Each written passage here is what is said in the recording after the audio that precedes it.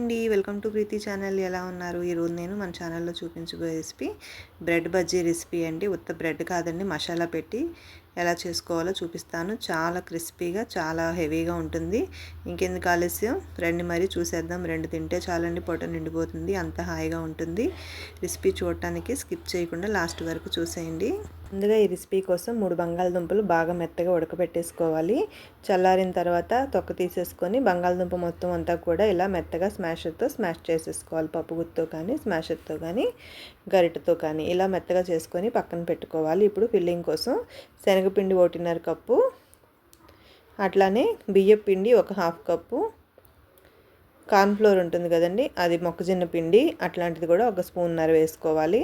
అలాగే రుచికి సరిపడా సాల్ట్ వేసుకోవాలి, కారం వేసుకోవాలి. ఇవన్నీ కూడా మీరు తీసుకున్న శనగపిండి మిశ్రమాన్ని బట్టి కారము సాల్ట్ అడ్జస్ట్ చేసుకోవాలి. 1/2 స్పూను చాట్ మసాలా వేసుకొని, 1/2 స్పూను గరం మసాలా వేసుకొని బజ్జీల పిండిలాగా కొంచెం కొంచెం వాటర్ కలుపుకొని థిక్గా కలిపేసుకోవాలి. ఇలా ఉండలు లేకుండా పిండి మొత్తం అంతా కూడా బాగా కలిపేసుకోవాలి. ఇందులో తినే సోడా అనేది వేయలేదండి నేను, వేస్తే ఇంకా బాగా పొంగుతాయి, కానీ హెల్త్కి మంచిది కాదు కదా.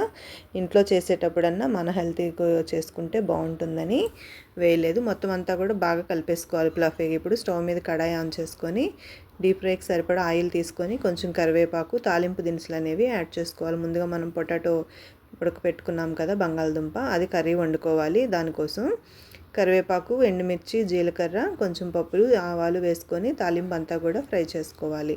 తాలింపు అంతా ఫ్రై అయిన తర్వాత ఒక 2 పచ్చిమిర్చి సన్నగా కట్ చేసుకోవాలి. అట్లాగే మీడియం సైజ్ ఉల్లిపాయ జస్ట్ ఒకటి ఉంటే సరిపోతుందండి. పెద్దదనుకోండి హాఫ్ ఉల్లిపాయ మాత్రమే వేసుకుంటే బాగుంటుంది. ఉల్లిపాయ ఎక్కువ వేసుకుంటే మనకు ఫ్లేవర్ అనేది తెలీదు. ఇప్పుడు ఈ ఉల్లిపాయ అంతా కూడా బాగా మెత్తగా ఫ్రై అవ్వాలండి. కలర్ చేంజ్ అయ్యే వరకు కలుపుకుంటూ ఉండాలి. మూత పెట్టకుండానే ఇట్లా కలుపుకుంటూ ఉన్నామనుకోండి ఫ్రై అయిపోతుంది. ఇందులో కొంచెం రుచికి సరిపడా సాల్ట్ వేస్తే ఉల్లిపాయ అనేది త్వరగా మగ్గిపోతుంది. అలానే జస్ట్ 1/2 స్పూన్ అంతా పసుపు కూడా వేసుకొని ఈ ఉల్లిపాయలన్నీ కూడా బాగా కలిపేసుకోవాలి. చూడండి, ఉల్లిపాయ మిశ్రమం అంతా కూడా మెత్తబడింది, బాగుంది కదా. ఇట్లా ఈ కన్సిస్టెన్సీ వచ్చే వరకు ఉల్లిపాయ మిశ్రమాన్ని బాగా మనం కలిపేసుకోవాలి. ఉల్లిపాయ అంతా ఫ్రై అయ్యి ఆయిల్ పైకి తేలుతున్నప్పుడు కాస్త రుచికి సరిపడా కారం అనేది అడ్జస్ట్ చేసుకొని వేసుకోవాలి. గరం మసాలా ఒక 1/2 స్పూన్ వేసుకోవాలి. ఇక్కడ ఇవన్నీ కూడా ఫ్రై అయిన తర్వాత ముందుగా ఉడకబెట్టి స్మాష్ చేసుకున్న బంగాళదుంప మిశ్రమాన్ని కూడా వేసేసుకొని కర్రీ అంతా కూడా బాగా కలిపేసుకోవాలి. కూర అంతా కూడా గ్రేవీ మిశ్రమం బాగా పీల్చుకునేటట్టు కలుపుకోవాలి.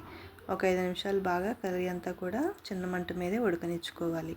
అప్పుడే లోపల వరకు కారం అంతా కూడా బంగాళదుంప ముక్కలందరికీ పట్టి కూర అనేది చాలా టేస్ట్ అనేది వస్తుందండి. ఒకసారి మీరు కూడా ట్రై చేయండి. రెసిపీ మీకు ఎలా కుదిరిందో నాకు కామెంట్ చేయండి. కూరని ఇలా పరిచినట్టు వేసామనుకోండి కడాయి నిండా బాగా త్వరగా ఫ్రెడ్ అవుతుంది. ఇప్పుడు స్టవ్ ఆఫ్ చేసేసుకొని చల్లారి పెట్టుకోవాలి. ఇలా గోరువెచ్చగా ఉండగా 4 బ్రెడ్ స్లైసెస్ని నేను చూపిస్తున్న విధంగా ఇలా మధ్యకి హాఫ్ చేసుకోవాలి. మీరు ఫుల్ బ్రెడ్గానైనా సరే స్టఫింగ్ చేసుకొని వేసుకోవచ్చు. నేను ఇక్కడ క్రాస్గా కట్ చేసుకున్నాను. ఇప్పుడు ఇలా కట్ చేసుకున్న బ్రెడ్స్లో మనం ముందుగా కర్రీ మిశ్రమం వేసుకున్నాం కదా, ఈ గ్రేవీ మిశ్రమాన్ని వేసుకొని ఇలా స్టఫ్ చేసుకోవాలి. సైడ్స్ అంతా కూడా లోపలికి పెట్టుకొని ప్రెస్ చేసుకున్నాం అనుకోండి సరిపోతుంది. ఇట్లా మనం కట్ చేసుకొని బ్రెడ్ పీసెస్ అన్నీ కూడా కర్రీతో స్టఫ్ చేసుకొని పక్కన పెట్టుకోవాలి. ఇప్పుడు స్టవ్ మీద కడాయి పెట్టుకొని డీప్ ఫ్రైకి సరిపడా ఆయిల్ వేడెక్కుతూ ఉంటుంది. ఈలోగా మొత్తం అంతా కూడా మనం ఇలాగా స్టఫ్ చేసేసుకోవచ్చు. చూడండి, స్టఫింగ్ అంతా రెడీ అయిపోయింది. ఇప్పుడు స్టవ్ మీద ఆయిల్ కూడా వేడెక్కింది. శనగపిండి మిశ్రమం ఒకసారి బాగా కలిపేసుకొని ఆయిల్ వేడెక్కిందో లేదో చూసుకొని ఆయిల్ కాస్తంత బాగా వేడెక్కాలండి. వేడెక్కిన తర్వాత స్టవ్ చిన్న మంట పెట్టుకొని ఈ స్టఫింగ్ చేసుకున్న బ్రెడ్ మిశ్రమాన్ని శనగపిండిలో డంప్ చేసుకొని అచ్చం బజ్జీలకు మళ్ళీ వేసేసుకోవాలి. ఇంతేనండి, చాలా సింపుల్గా వేసుకోవచ్చు కదా. మసాలా కారంతో ఆలు కూరతో చాలా టేస్టీగా ఉంటుంది. ఇట్లా స్టఫ్ చేసుకున్న బజ్జీలన్నీ కూడా బాగా ఫ్రై చేసేసుకోవాలి. 2 వైపులో, ఒకవైపు కాలిన తర్వాత రెండో వైపు కూడా ఇలా టర్న్ చేసేసుకోవాలి. ఈ బజ్జీలకు కాస్త వెడల్పుగా ఉన్న కడాయి వేసుకున్నాం అనుకోండి బజ్జీ అనేది ఫ్రీగా వేగుతుంది, మనకి నూనె కూడా ఎక్కువగా పీల్చకుండా ఉంటుంది. చూసారుగా బ్రెడ్ స్టఫింగ్ బజ్జీ అనేది ఎలా వచ్చిందో. మీరు కూడా ట్రై చేసి రెసిపీ మీకు ఎలా అనిపించిందో నాకు కామెంట్ చేయండి ఫ్రెండ్స్. చూసారు కదా, బ్రెడ్ బజ్జీ అనేది ఇట్లా మనం మిగిలిన బజ్జీలన్నీ కూడా వేసేసుకోవచ్చు. ఇట్లా స్టఫ్ చేసుకున్నాం అనుకోండి లోపల గ్రేవీతో చాలా బాగుంటుంది. మీరు ఫుల్ బజ్జీ అయినా సరే బ్రెడ్తో వేసుకోవచ్చు. ఇట్లా వేసుకున్నాం అనుకోండి చూడటానికి కూడా చాలా బాగుంటుంది. పిల్లలు కూడా ఇష్టంగా తింటారు. ఇంకెందుకు ఆలస్యం, మరి మీరు కూడా ట్రై చేసి ఈ రెసిపీ మీకు ఎలా అనిపించిందో నాకు కామెంట్ చేయండి friends. Thank you for watching. Thank you for your support. Sauce పెట్టుకున్నాను కానీ సాస్తో లేకపోయినా కూడా బాగుంది. వేడివేడిగా ఇట్లా సాస్తో అద్దుకునైనా తినచ్చు, ఉత్తినేసైనా తినేసేయచ్చు, అంత బాగుంటుంది. మీరు కూడా ట్రై చేసేయండి. కొత్తగా చూస్తున్నట్లయితే please subscribe my channel. Thank you for watching. Thank you for your support. Thank you. Like చేసేయండి, కామెంట్ చేయండి.